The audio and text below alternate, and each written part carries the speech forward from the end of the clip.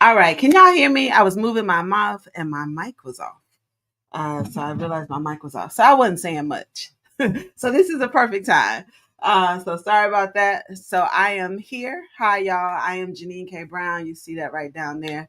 I am the CEO of Everyday Lead, and I wanted to take some time today to talk a little bit about diversity, equity, and inclusion, and particularly some of the things that's going on with some of your favorite brands and corporations that you might not necessarily be aware of because no one's talking about it, or at least I haven't seen one talk about it.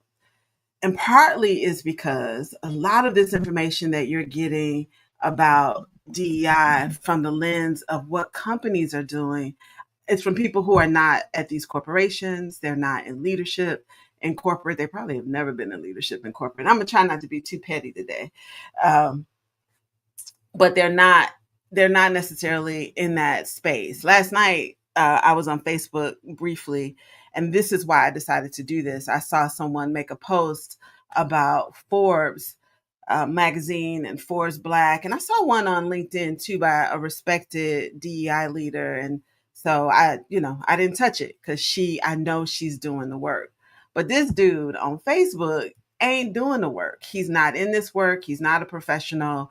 He doesn't even do anything closely related to corporate inclusion work. He's doing good work in his space. I think he talks about stuff that he's doing. I haven't necessarily seen the receipts of it, but he says he's doing these things, and I respect that. But what I could not tolerate any longer is the number of people who are posting about what companies should be doing, and they don't even have a seat at the table. And so I thought I would use my access to shed some light on some things that are going on in the DEI space. But first, I want to give a shout out to Jennifer Jasper, the owner of God Ain't Petty, But I Am t-shirts. I don't necessarily consider myself a petty person, but every once in a while. So this is a shirt. Y'all see that? You're probably DEI too. On the back of this shirt are a bunch of, I hope y'all can see that, a bunch of protected classes and um, other things that fall under diversity, like how we think, neurodivergency, ADHD, disabilities, veterans, you name it. There's a whole list. She has over 30 things on here. And I will tell you, with some of the work that I've done in this space with some of our clients, there is a list of over 32 things that companies and HR leaders and DEI leaders are looking at when they are putting together programs and policies within their organizations to support you. So let's start from the beginning. I don't even know where to start. So, first, I'll say my company, we probably do less than 15% of work in the DEI space. And what people might, and I don't even know what y'all know about what DEI work is, right? It's not just women, it's not just Black people. Those are the two areas I see the most outrage in. It's not just those two places. But I love the fact that Black people are trying to do something about this. But I want you to be well aware and educated about what to do and how to partner with corporations and your local politicians. Now, I want to say two things from the beginning. One, I've been doing this work. When I was at Deloitte, I was a state and local tax practitioner. I was not doing learning and development. I was not doing human resource work. I was doing corporate tax planning, right? Working with big companies, traveling all over the world, all over the country, doing all of these tax planning strategies. That's what I did for a living. But while I was there, I had the opportunity. One of my partners said, "Hey, why don't you?" A great way to get to know people in the firm is to serve on some of our program committees. So that was like right up my alley. So I jumped in on our women's initiative. I served as a committee member, eventually became the chair. I ran a program that was designed to help women, one, I think, build community, both inside the firm and externally with women leaders and executives outside the firm who most were our clients. the other part of this was to make sure that we pipeline women, right? We focus on retention. How do we keep women in the firm? They should be here. They're qualified to be here. The majority of our firm members are women. And now, how do we advance them to the partnership? So that was the goal of the Women's Initiative. Now, the biggest beneficiaries of that program were white women. So it was white women because the majority of the women in the firm were white, and the access to sponsorship and the closeness to what a partner looks like was white. And I think the firms have done a good job overall. Big Four and partner and public accounting firms have done a big job overall.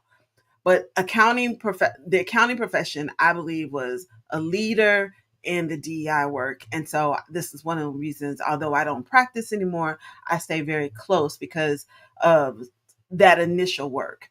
Now, companies set specific goals around women being partners. And this was all the firms, right? They had a percentage of women that they wanted to be partners by a particular year. If it was 2000, it was 2005.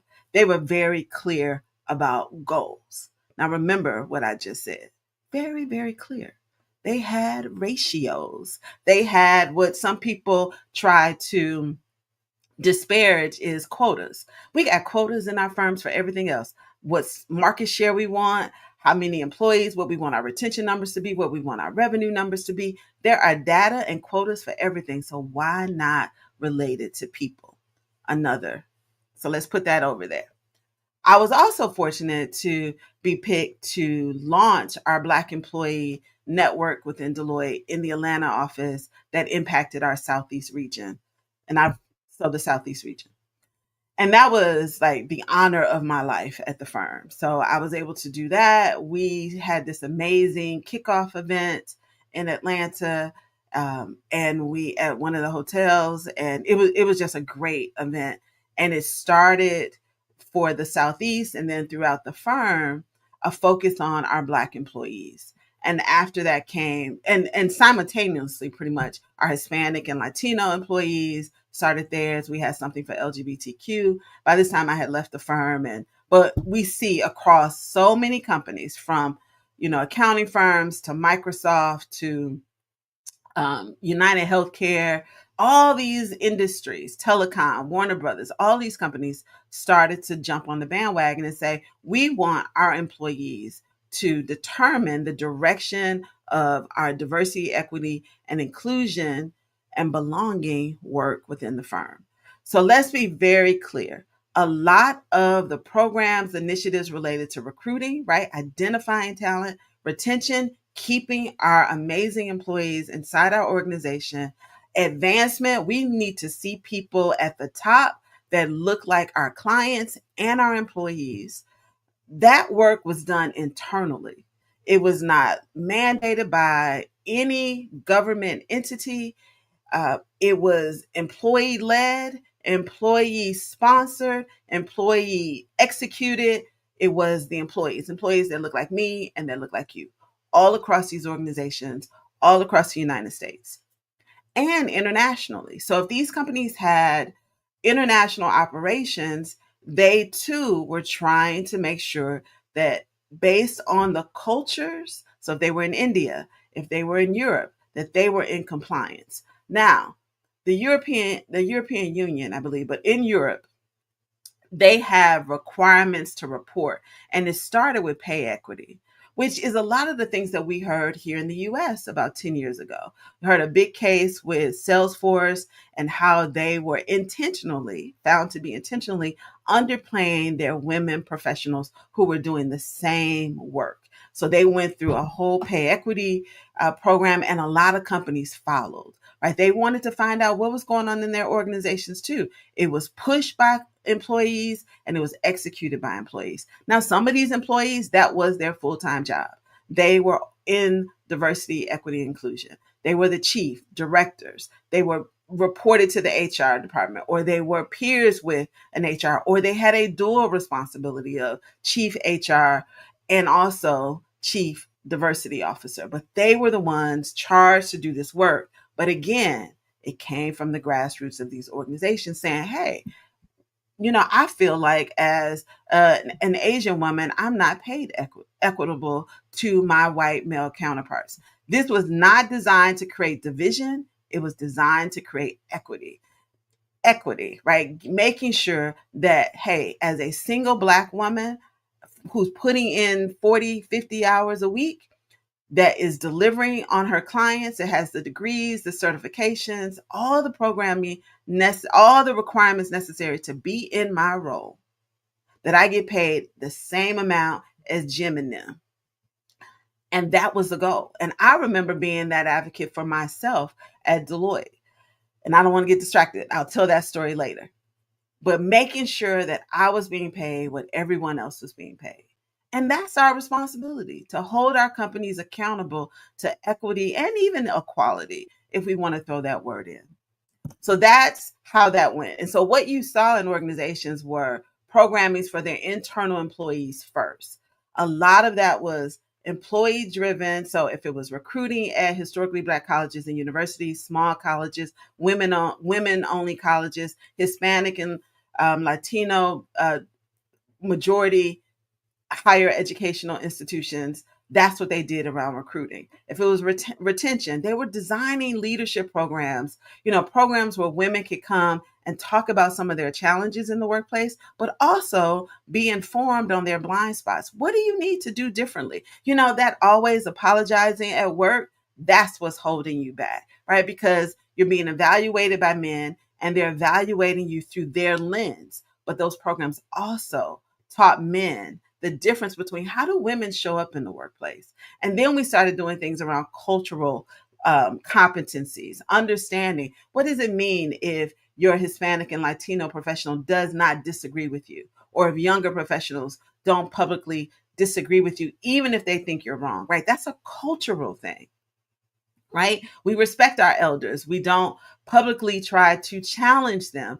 And then we had to work with those professionals on how to deal with that. I remember I was over at Georgia State University several years ago, and I worked in their master's program in the Career Center, and we had a lot of international students, and I worked with a lot of international students. Loved them, right? I used to learn so much about their cultures, and it was just great. And I was able to teach them a lot about American culture, right? Black culture in America, as well as culture in the South and corporate culture. And one of the things that I would have to instill in them all the time, especially to the women, do not sit silently. Do not come in those classrooms and just in those classrooms and in the workplace and just take notes. Your voice matters, right? And teaching them. And so that's what companies were doing, consultants were doing.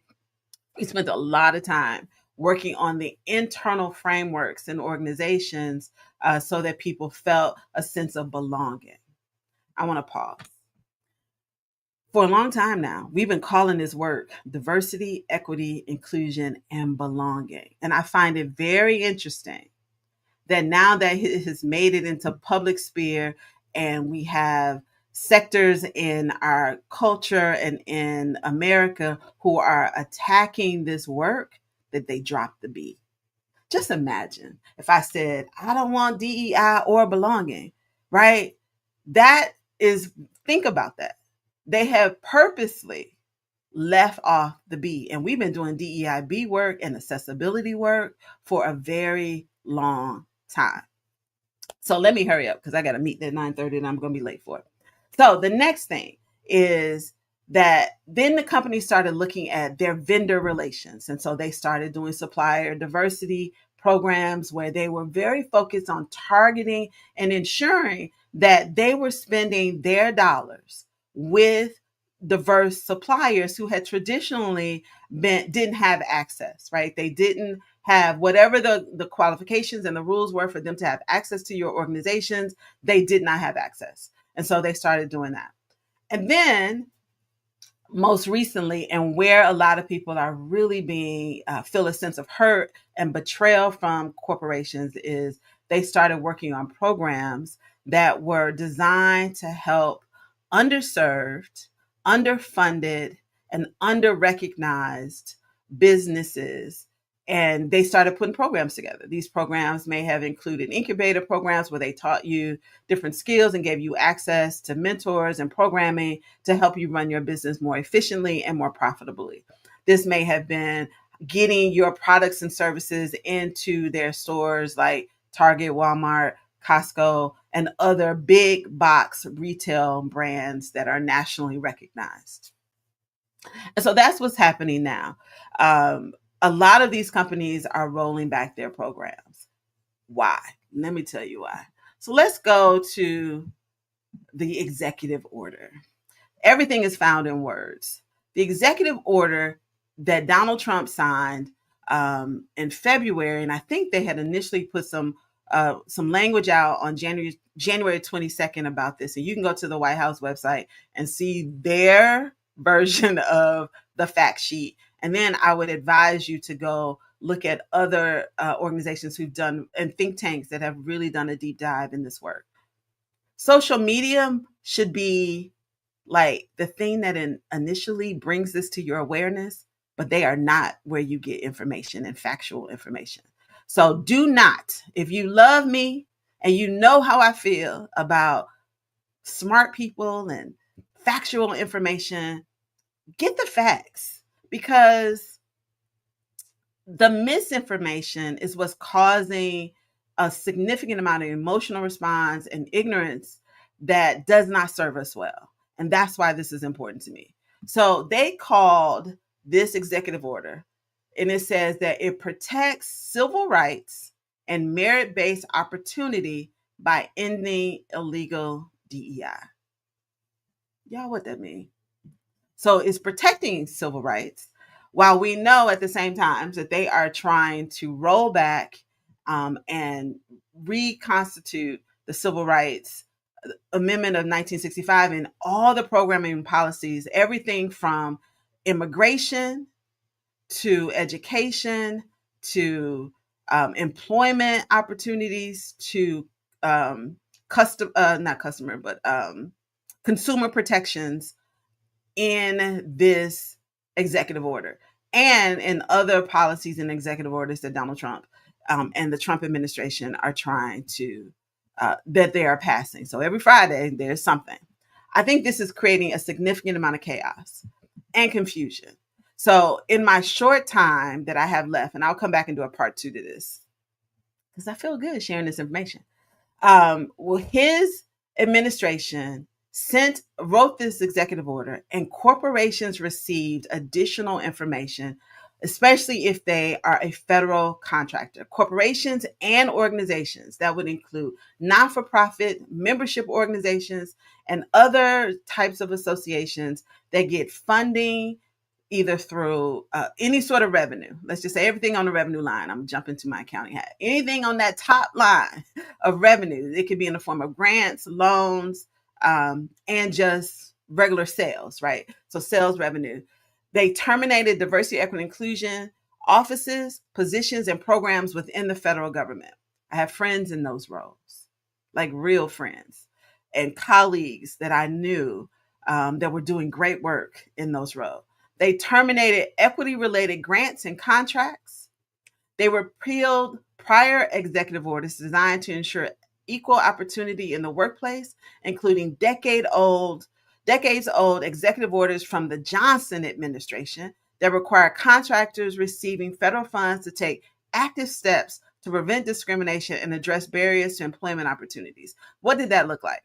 If you were a large corporation, you actively partnered with smaller businesses that may have been women owned or defined as ethnic minority owned businesses to bring them in on those contracts. For example, I have a friend in the construction industry. He is a subcontractor. He's a prime on many contracts, but he's also a subcontractor on very large contracts that might be doing road improvements in your cities that you drive on. It could be large projects at local airports and municipalities. So they repealed all of that, right? So these companies don't have to do business with you. And if they do business with you and they do it and they state they did it because they wanted to work with a woman owned or ethnic minority owned business, they could be fined. And I'll get to that. They are going after colleges. They're direct federal agencies and contractual obligation federal contractors, um, and guarantees to certify that they do not operate any of these programs. So, in addition to what they have clearly stated, so you have companies like Target, Costco, Walmart,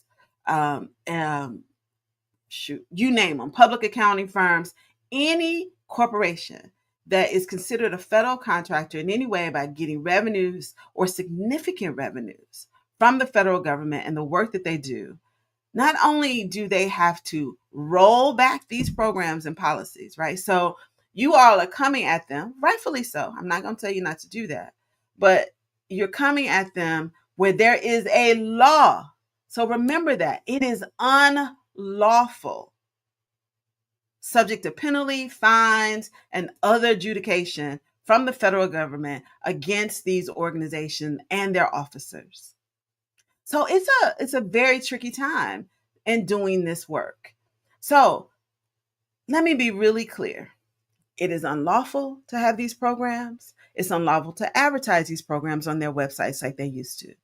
Not only is it unlawful, they have been sent a document that requires them to certify to the federal government and the Trump administration that they do not operate any programs promoting DEI, that it violates any applicable federal anti discrimination laws, while making clear that President Trump considers DEI an illegal and immoral practice in the United States. Did y'all hear that?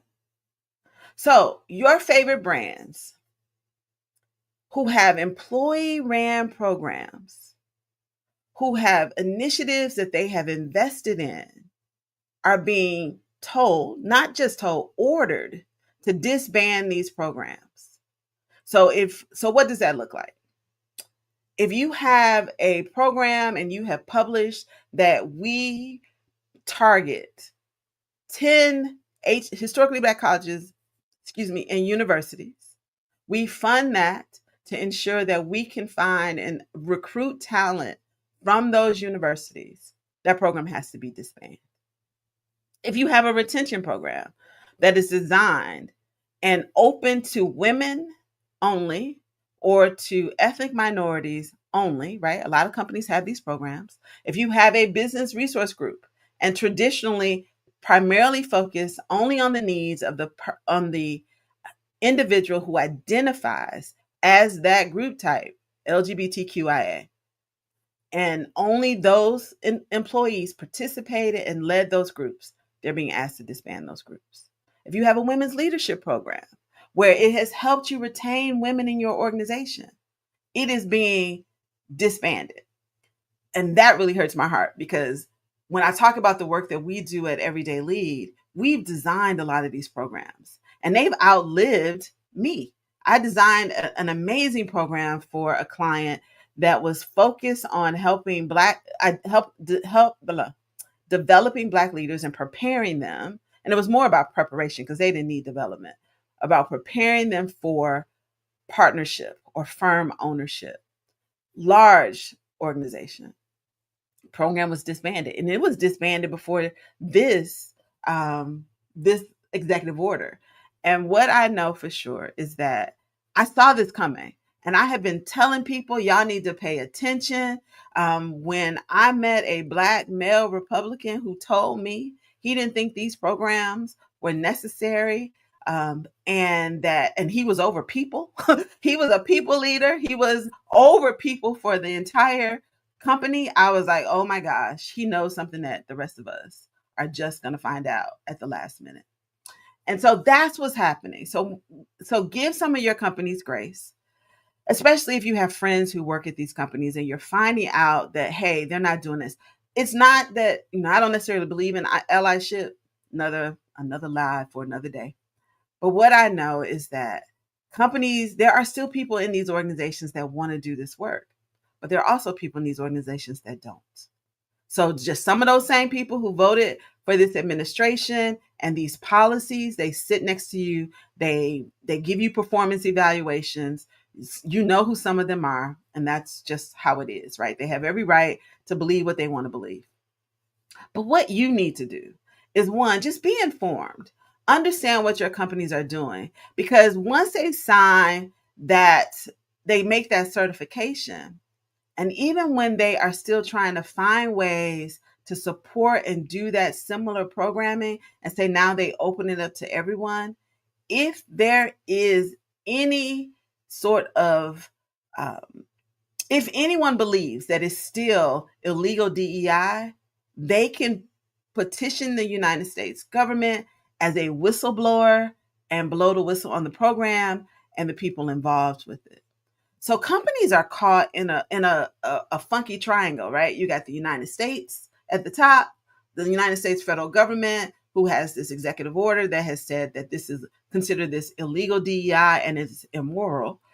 That also, then you have your employees who want these programs, who labored over these programs, and professionals who have done their due diligence to learn how to effectively execute these programs, both for all of their stakeholders, their employees, their customers, their vendors, and so on, and other partners in the organization. And then you have this other side of the triangle where you have programs, those of us who are customers, who are demanding, who are calling them out and saying that they've disbanded, they've given up, they were not true allies, they thought we knew it was performative.